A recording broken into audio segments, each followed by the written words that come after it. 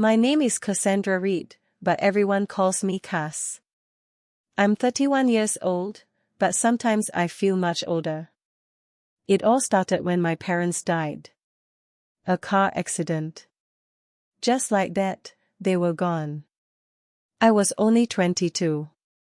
Suddenly, I was all alone. I didn't have any brothers or sisters. My parents didn't have any siblings either, except for one, my mother's sister, Agatha. Aunt Agatha. She wasn't exactly the warm and fuzzy type. I remembered her from holidays, always dressed in fancy clothes and smelling like expensive perfume. She had 2 sons, Troy and Dex, who were always getting into trouble. But Agatha was my only relative, so she took me in. I moved into her big, cool house on the other side of town. At first, it seemed okay.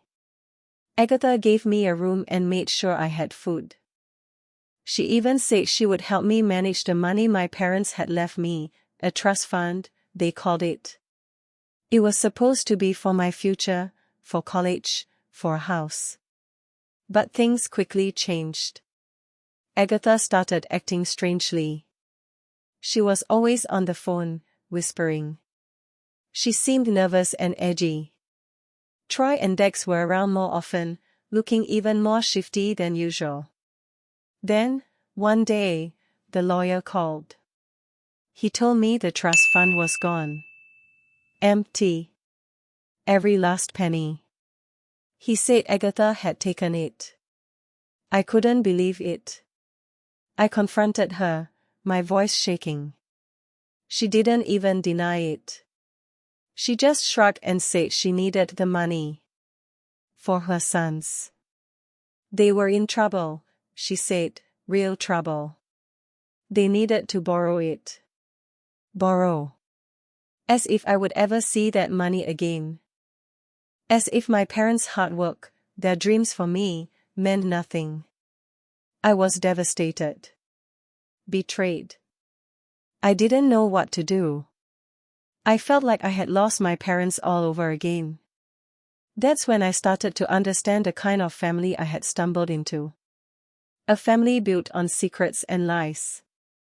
A family where loyalty meant nothing, and money meant everything. And I was about to learn just how dangerous they could be. The stealing of my trust fund was only the beginning of their betrayal. The missing money was bad, but it was just a start. It showed me who Agatha and her sons really were. They weren't just a little bit shady, they were deep into something dangerous. I started paying closer attention, listening to their hushed conversations, watching their comings and goings. Troy and Dex were always involved in something. Dex was the meaner one. He had a quick temper and always seemed angry. Troy was quieter, more thoughtful. He didn't seem to enjoy the things they did, but he always went along with it. I remember one night, I overheard Agatha talking on the phone.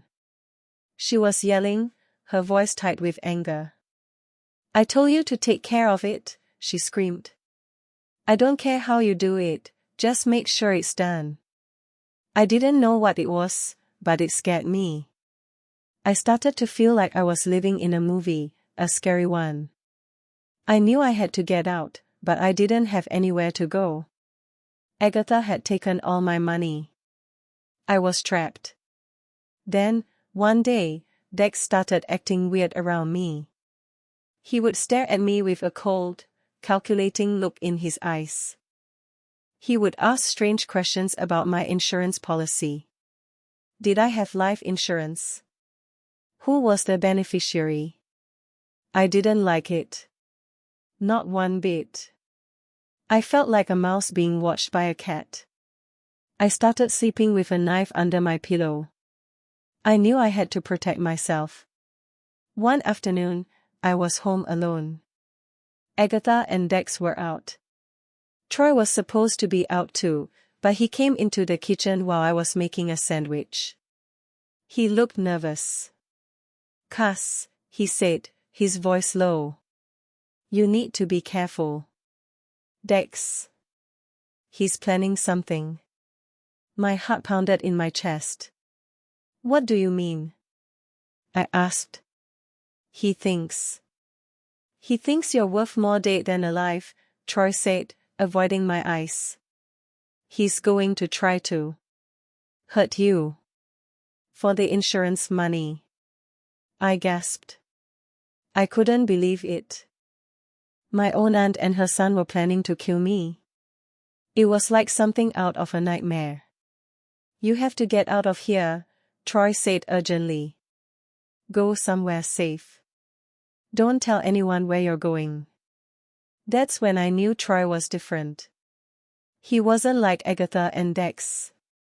He had a conscience. He didn't want me to get hurt. He was my only hope. I didn't waste any time. I packed a small bag with clothes, some cash I had hidden away, and the knife. Troy helped me sneak out of the house. He told me about a motel a few towns over, a place where no one would think to look for me. He even gave me some money, his own savings, he said. Thank you, Troy, I whispered, tears welling up in my eyes. You're saving my life. Just be careful, Cass, he said, his voice strained. And don't trust anyone, except maybe me.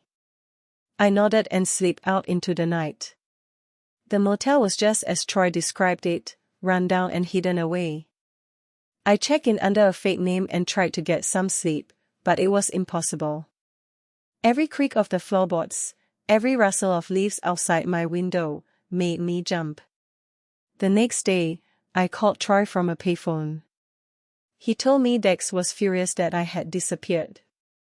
Agatha was worried, but she was trying to act like nothing was wrong. They were searching for me, he said. You need to stay hidden, Troy warned. Dex is getting desperate. A few days later, I was walking back to my motel room when I saw him. Dex. He was leaning against a car across the street, watching me. My blood ran cold. I turned and ran, my heart pounding in my chest. I could hear Dex shouting behind me. I ran as fast as I could, dodging cars and people. I knew he was faster than me, but I couldn't give up. I ducked into a dark alleyway, hoping to lose him. But it was a dead end. Dex appeared at the entrance, his face twisted with anger. Nowhere to run, Cass, he said, his voice low and menacing. I pulled out the knife, my hand shaking. Stay away from me, Dex. I shouted. He laughed.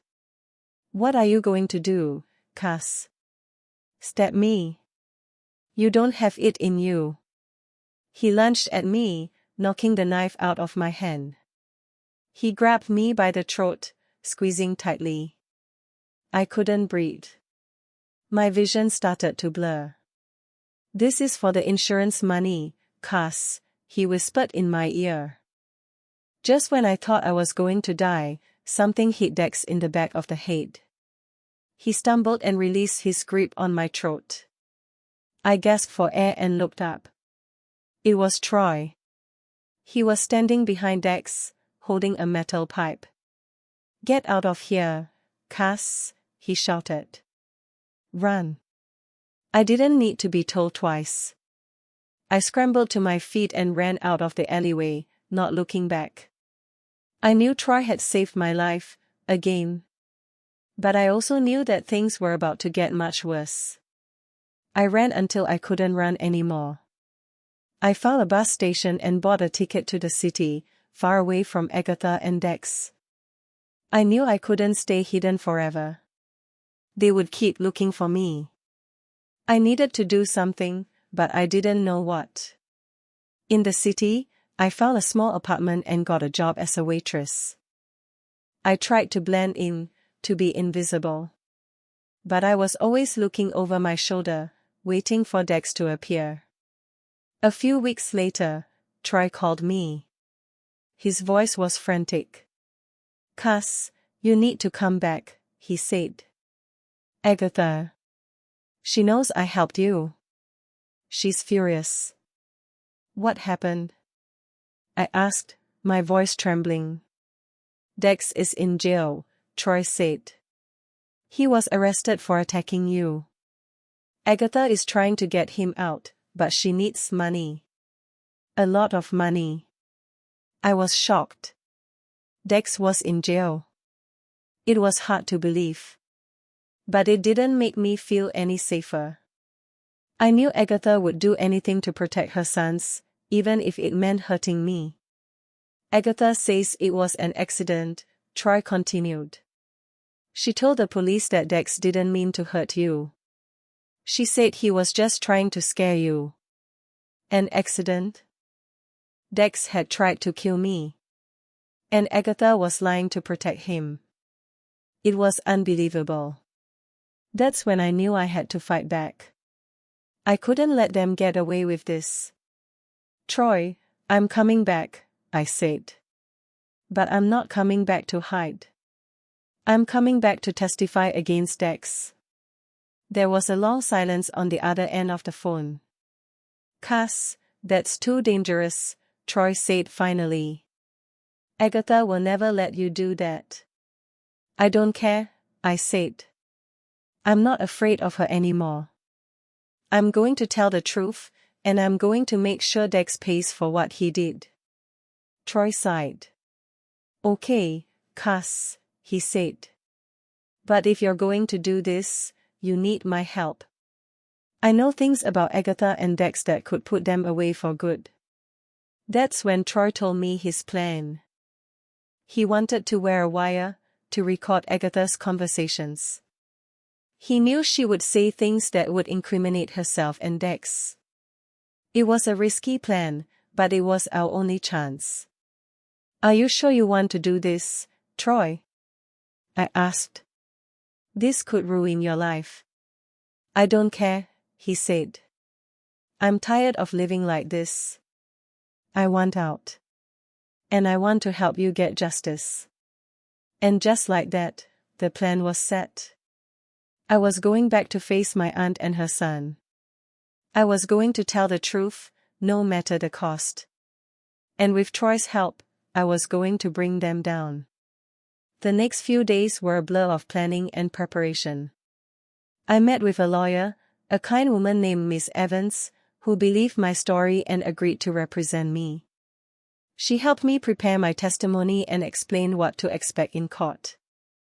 Troy and I worked out the details of his plan. He would wear the wire during a meeting with Agatha, a meeting that Miss Evans helped arrange under the guise of a family reconciliation. It was a long shot, but it was our best chance to get the evidence we needed. The day of the meeting arrived. I was nervous, but I tried to stay calm. I knew that everything depended on this. I met Troy at a coffee shop near Agatha's house. He looked pale and scared, but determined. Are you ready? I asked. He nodded. Let's do this. We drove to Agatha's house together. The house looked the same as always, cold and imposing. I took a deep breath and walked to the door. Agatha opened the door, her face a mask of surprise. Cassandra, she said, her voice tight. What are you doing here? I came to talk, I said, my voice steady. She hesitated for a moment, then stepped aside. Come in. I walked into the house, followed by Troy. Agatha led us into the living room, where she sat down on the sofa. Troy and I sat opposite her. So, Agatha said, her eyes narrowed. What do you want? I want you to tell the truth about what happened with Dex, I said. I want you to admit that he tried to kill me. Agatha laughed. Don't be ridiculous, Cassandra, she said. It was an accident. Dex would never hurt you. That's not true, I said. He tried to strangle me. Troy saved my life. Agatha glared at Troy. You stay out of this, she snapped. I'm not staying out of it, Troy said, his voice surprisingly firm. I saw what happened, Agatha. Dex tried to kill Cass. Agatha's face turned red with anger. You're lying, she shouted. You're both lying. That's when Troy started recording. He asked Agatha about the insurance policy, about the money she had stolen from me, about the things Dex had done. At first, Agatha denied everything. But as Troy pressed her, she started to crack. She admitted that she had taken my trust fund, but she claimed she had only borrowed it. She admitted that Dex had been angry with me, but she insisted it was just a misunderstanding. But then, Troy asked her about the attack. He asked her if she had told Dex to hurt me. Agatha hesitated for a long moment. Then, she said, I just wanted him to scare her a little. I didn't want him to kill her. I gasped. I couldn't believe what I was hearing. Agatha had admitted it. She had admitted that she had ordered Dex to attack me. We had her. We finally had the evidence we needed to bring her down. We left Agatha's house, the recording safely in our possession. I could see the relief on Troy's face. He had done it. He had betrayed his own mother to help me. Thank you, Troy, I said, my voice full of gratitude. You're a true friend. I just want this to be over, Cass, he said. I'm tired of all the lies and the secrets. We took the recording to Miss Evans, who listened to it with a serious expression. When she was finished, she looked at us with a smile. This is it, she said. This is enough to put them both away for a long time. The trial was set for the following week. I was nervous, but I was also determined. I knew I had to be strong, for myself and for Troy. The day of the trial arrived. The courtroom was packed with people. I saw Agatha and Dex sitting at the defense table, looking grim.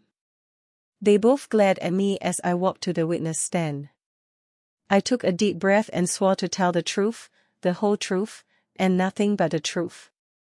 Then, I began to tell my story. I told the jury about my parents' death, about Agatha taking me in, about the stolen trust fund, and about Dex's attack. I described how Dex had tried to strangle me, how I had feared for my life.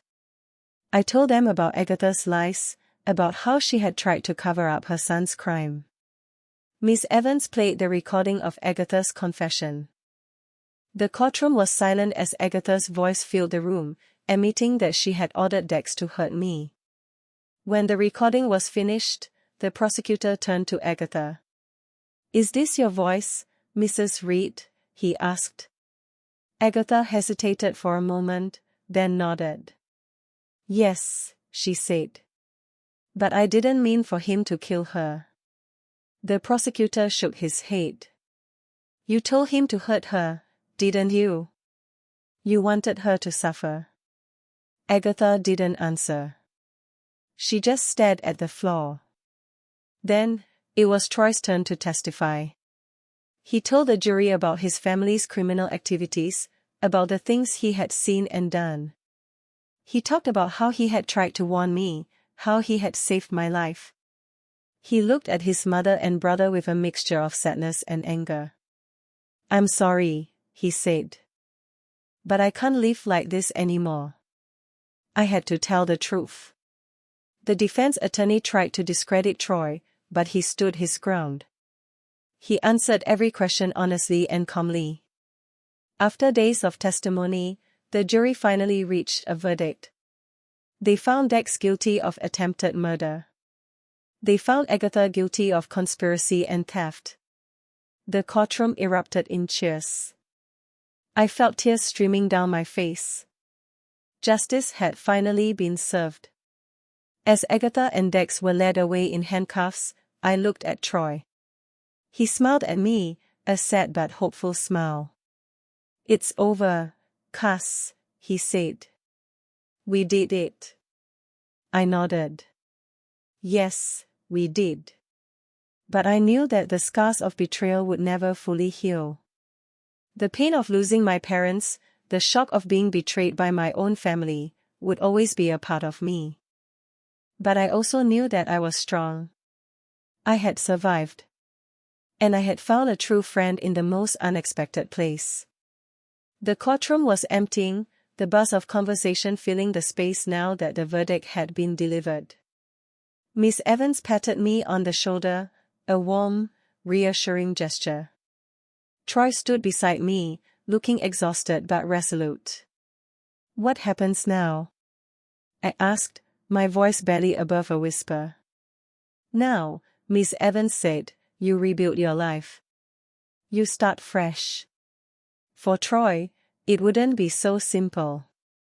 He had testified against his own family. He had exposed their criminal activities. He was now a target. "What about you, Troy?" I asked. "Are you going to be okay?" He shrugged. "I don't know," he said. "I'll probably have to disappear. Change my name, start over somewhere else." "That's not fair," I said. "You shouldn't have to pay for their crimes."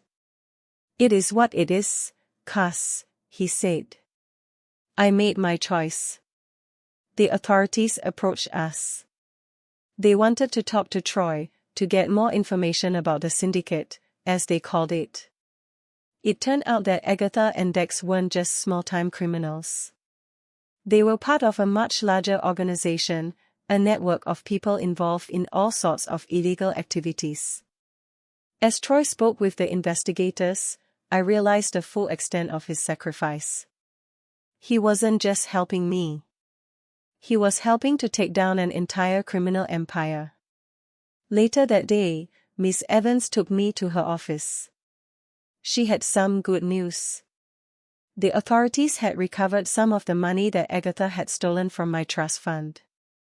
It wasn't all of it, but it was enough to get me started. "You deserve this, Cassandra," Miss Evans said. "You've been through so much. You deserve a chance to be happy." I smiled, a genuine smile for the first time in a long time. "Thank you, Miss Evans," I said. "For everything." That night, I couldn't sleep. My mind was racing, thinking about everything that had happened. I thought about my parents, about Agatha, about Dex, and about Troy. I realized that Troy was more than just a friend. He was a hero. He had risked everything to help me, to do the right thing.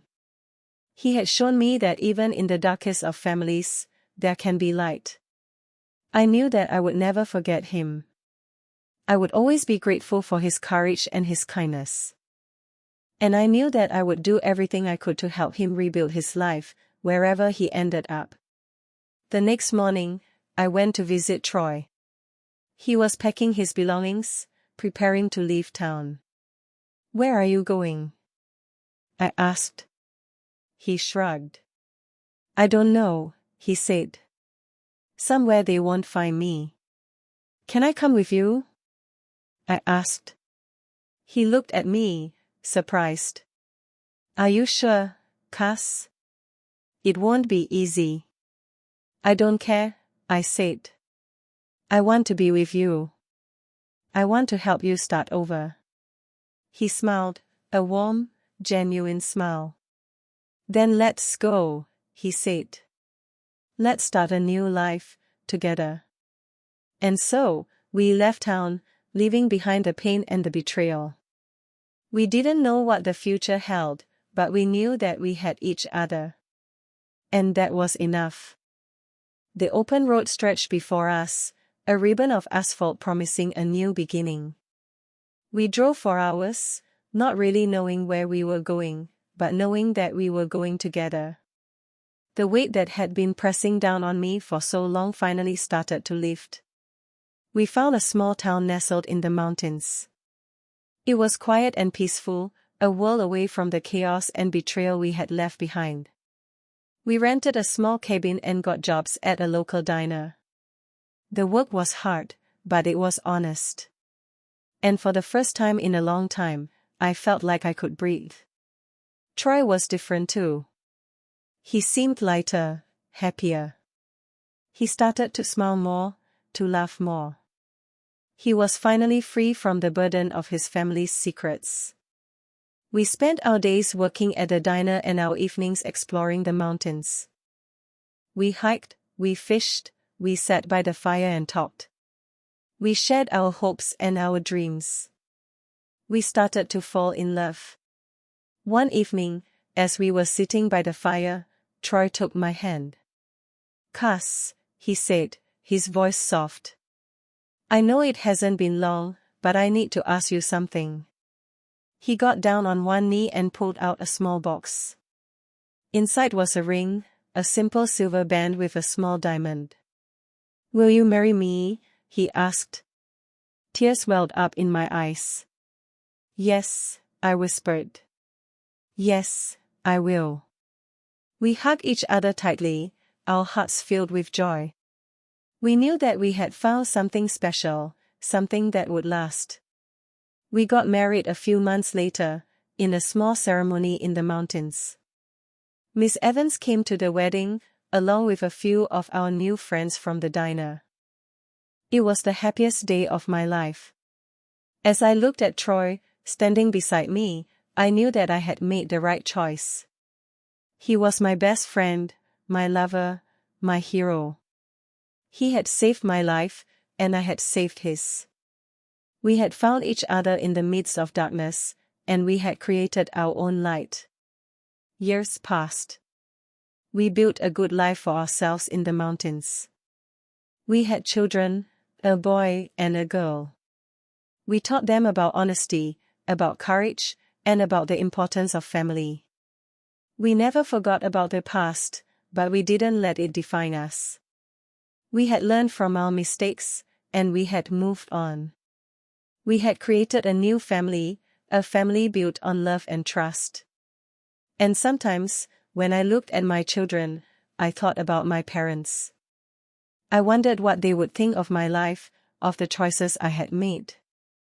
I hoped they would be proud. I knew that they would be happy to see that I had found love and happiness, even after everything that had happened. They would be happy to see that I had survived. And I knew that they would be grateful to Troy, the man who had saved my life, the man who had helped me unravel an entire family, and the man who had given me a new one. This section contradicts the ending so far, restarting from the courtroom scene instead. I stood outside the courtroom, my heart hammering against my ribs. Today was the day. Today, I would testify against Dex. I took a deep breath, trying to calm my nerves. Miss Evans gave my hand a reassuring squeeze.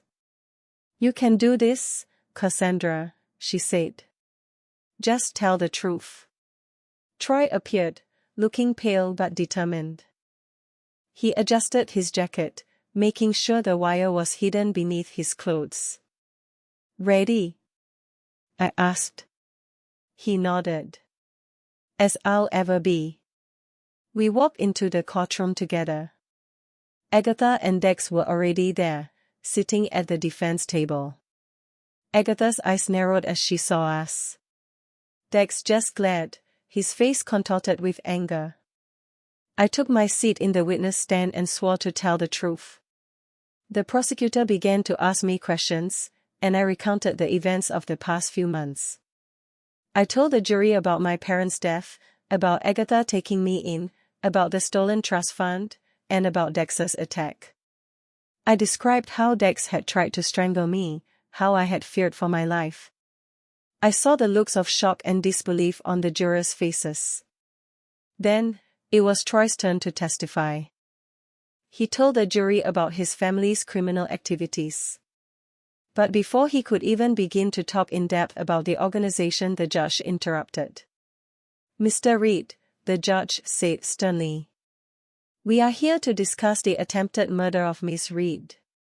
Not the criminal history of your mother. But Your Honor, it is all connected. If I can give insight into the type of person my mother is. Troy started. Agatha rose suddenly from her chair. You will not speak about me in such a way, she shouted. The judge banged his gavel. Mrs. Reed, control yourself or I will have you removed from the courtroom. Agatha glared at the judge, her face red with anger. You think you can threaten me, she spat. You have no idea who you're dealing with. Suddenly, the courtroom went silent. Everyone stared at Agatha, shocked by her outburst. Even Dex looked surprised. I knew this was it, the moment everything would change. The judge slammed his gavel again, his face even redder than Agatha's. Bailiff, arrest that woman for contempt of court. As the bailiff approached Agatha, she lunged forward, grabbing the judge's arm. You'll regret this, she screamed. You'll all regret this. The bailiff wrestled Agatha to the ground and handcuffed her. As she was being dragged out of the courtroom, she shouted, This isn't over. I'll get you all. The courtroom was in chaos. People were whispering, pointing, and staring. I looked at Troy, who was shaking his head in disbelief. I can't believe she just did that, he said. I knew that Agatha's outburst was more than just a moment of anger. It was a sign of something much bigger, something much more dangerous. And I knew that we were about to unravel an entire family, and maybe even more. Story continues in next section. Continuing directly from the previous courtroom scene. The trial was suspended. The judge, visibly shaken, called for a recess. Miss Evans rushed over to us, her face etched with concern. Are you all right, Cassandra? She asked. I'm fine, I said, although my hands were trembling. But what was that all about? I don't know, Miss Evans said, but I don't like it. That was more than just anger. That was a threat. Troy was on his phone, whispering urgently to someone. He held up and turned to us, his face grim. That was a friend of mine, he said. He works for the FBI. He says Agatha's outburst just triggered a whole bunch of alarms. They've been investigating her for years, but they never had enough evidence to move in. Now, they do. What kind of investigation? I asked. Organized crime, Troy said. Racketeering, money laundering, extortion. You name it. I gasped. Agatha was involved in all of that. It was hard to believe. And Dex? I asked. Is he involved too? Definitely, Troy said. He's her right-hand man. He does all the dirty work. The recess ended, and the trial resumed. But the atmosphere in the courtroom had changed. Everyone was on edge, waiting for something to happen.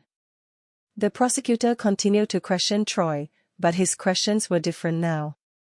He wasn't just asking about Dex's attack. He was asking about Agatha's business dealings, about her associates, about her connections to organized crime. Troy answered honestly, telling the jury everything he knew. He talked about the illegal gambling, the drug trafficking, the protection rackets. He painted a picture of a criminal empire, run by his own mother. As Troy spoke, I looked at Dex. He was sitting at the defense table, his face pale and sweating. He knew that the game was up. He knew that his mother's outburst had sealed their fate. Suddenly, the courtroom doors burst open. A group of FBI agents rushed in, their guns drawn. Everyone stay where you are, one of the agents shouted. This is a federal raid. The agents swarmed the courtroom, arresting Dex, his lawyers and several other people in the gallery. Pandemonium broke loose. People were screaming, crying, and trying to escape. I huddled next to Miss Evans, trying to stay out of the way. I watched as the agents led Dex away in handcuffs. He looked at me, his eyes filled with hatred. "This isn't over, Cass," he shouted. "I'll get you for this." I didn't respond. I just stared at him, my heart filled with fear. I knew that even behind bars, Dex would still be a threat. As the agents cleared the courtroom, I looked at Troy. He was standing there, looking dazed and exhausted. "It's over, Cass," he said. "It's finally over." But I knew that it wasn't really over. It was just the beginning. We had unraveled an entire family, but we had also unleashed a force that was much bigger and more dangerous than we could have ever imagined. Story continues in the next section. Continuing directly from the previous courtroom scene. The days that followed were a whirlwind of FBI interviews, grand jury testimonies, and media attention. Troy and I were placed under federal protection, moved to a safe house far from our home. We learned that Agatha's organization was vast and powerful, with tentacles reaching into every corner of society. The FBI used Troy's testimony and the evidence they seized during the raid to build a case against dozens of people. They arrested politicians, police officers, and business leaders, all of whom were involved in Agatha's criminal enterprise. As the arrests mounted, the organization began to crumble. The money dried up, the power vanished, and the fear that had kept people silent for so long finally dissipated. One by one, Agatha's associates turned on her, eager to save themselves from prosecution. Agatha, however, refused to cooperate. She maintained her innocence, claiming that she was being framed. But the evidence against her was overwhelming. She was eventually convicted on multiple charges, including racketeering, conspiracy, and money laundering. She was sentenced to life in prison, with no possibility of parole. Dex was also convicted, receiving a lengthy sentence for attempted murder and his involvement in the criminal enterprise. He never apologized for what he had done. He blamed me, blaming Troy, blaming everyone but himself. With Agatha and Dex behind bars, the organization collapsed completely. The FBI seized their assets, shut down their businesses, and dismantled their network. The city was finally free from their grip. But even with Agatha's empire destroyed, I couldn't shake the feeling that I was still in danger. Dex's threat echoed in my mind, reminding me that he would never forgive me for what I had done. Troy felt the same way. He knew that there were still people out there who were loyal to Agatha, people who would want to seek revenge. We decided that the only way to truly be safe was to disappear. We changed our names, got new identities, and moved to a remote location far from our old life. We started over, building a new life from scratch. We found new friends, new jobs, and new hobbies. We tried to forget about the past, to put the pain and the fear behind us. But the past was always there, lurking in the shadows. We knew that we could never truly escape it. We had unraveled an entire family, and in doing so, we had made enemies who would never stop hunting us.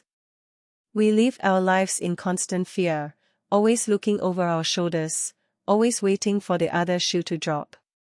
We knew that one day, they would find us. And when they did, we would have to be ready to fight. The end. Or is it?